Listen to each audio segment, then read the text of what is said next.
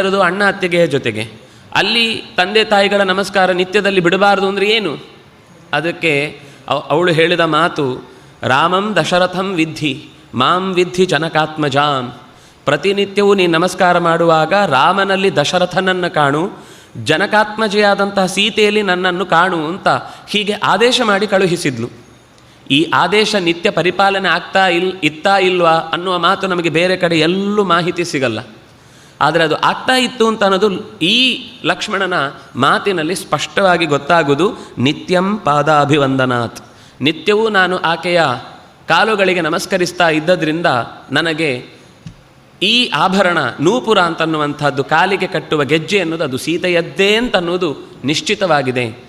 ಇದನ್ನು ಬಹಳ ಅತಿರೇಕವಾಗಿ ಕೆಲವೊಮ್ಮೆ ವರ್ಣಿಸಲಿಕ್ಕೆ ಹೋಗ್ತಾ ಸೀತೆಯ ಮುಖವೇ ನೋಡಿರಲಿಲ್ಲ ಅನ್ನುವ ಮಾತುಗಳನ್ನು ಆಡ್ತಾರೆ. ಅದು ಸಂಗತವೂ ಅಲ್ಲ. ಯಾವತ್ತೂ ಕೂಡ ಕೀನ್ ಇಂಟ್ರೆಸ್ಟ್ ಕೊಟ್ಟು ನೋಡುವುದು ಅಂತ ಹೇಳ್ತೇವಲ್ಲ, ಅಂಥದ್ದು ಯಾವತ್ತೂ ಮಾಡಿಲ್ಲ. ಕೆಲವರಿಗೆ ವ್ಯಕ್ತಿಗಳನ್ನು ನೋಡಿದಾಗ ವ್ಯಕ್ತಿ ಯಾರು ಅಂತ ಅನ್ನೋದು ಅಷ್ಟೇ ತಲೆಯಲ್ಲಿರುತ್ತೆ. ಇನ್ನು ಕೆಲವರಿಗೆ ಅವರು ಕಿವಿಗೇನು ಹಾಕ್ಕೊಂಡಿದ್ದಾರೆ, ತಲೆಗೇನು ಹಾಕ್ಕೊಂಡಿದ್ದಾರೆ, ಎಂಥ ಜುಟ್ಟು ಬಿಟ್ಟಿದ್ದಾರೆ, ಅಥವಾ ಎಂಥ ಶಾಲ್ ಹಾಕ್ಕೊಂಡಿದ್ದಾರೆ, ಅಥವಾ ಎಂಥ ಆಭರಣ ಹಾಕ್ಕೊಂಡಿದ್ದಾರೆ, ಎಂಥ ಸೀರೆ, ಅದು ಕಲರ್ ಕಾಂಟ್ರಾಸ್ಟ್ ಹೇಗಿತ್ತು, ಅದು ಮ್ಯಾಚಿಂಗ್ ಇತ್ತು, ಇನ್ನೊಂದು ಮತ್ತೊಂದು ಎಲ್ಲ ಗಮನಕ್ಕೆ ಬರುತ್ತೆ. ಹಾಗೆ ನೋಡುವುದನ್ನು ತರವಲ್ಲ ಅಂತ ಹೇಳಿದ್ದಷ್ಟೇ ಹೊರತು ಒಬ್ಬ ವ್ಯಕ್ತಿಯಾಗಿ ಸೀತೆಯನ್ನು ಲಕ್ಷ್ಮಣ ಯಾವಾಗಲೂ ನೋಡಿದ್ದಾನೆ.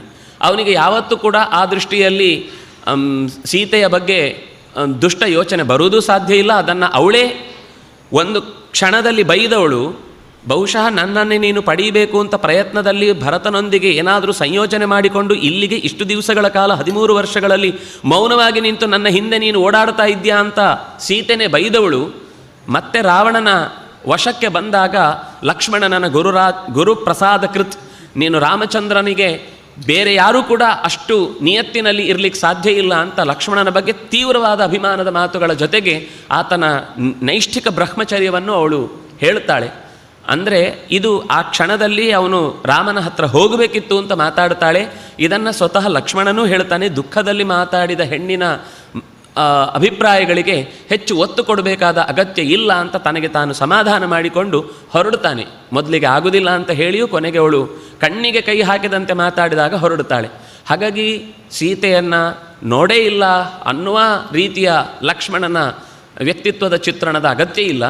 ಸಹಜವಾಗಿ ಅವನು ಇದು ಮತ್ತೆ ಈ ಆಭರಣವನ್ನು ಕೇಳಿ ಇದು ಸೀತೆಯದ್ದೋ ಕೇಳಿದರೆ ಇದು ನಂಗೆ ಗೊತ್ತಾಗಲಿಕ್ಕಿಲ್ಲ, ಯಾಕೆಂದರೆ ಅಷ್ಟು ಗಮನ ಇಟ್ಟು ನೋಡಿದ್ದಲ್ಲ. ಆದರೆ ಈ ನೂಪುರಗಳು ಮಾತ್ರ ಅದು ಖಂಡಿತ ಸೀತೆಯದ್ದು. ತತಸ್ಸ ರಾಘವೋ ದೀನಃ ಸುಗ್ರೀವಮಿದಮಬ್ರವೀತ್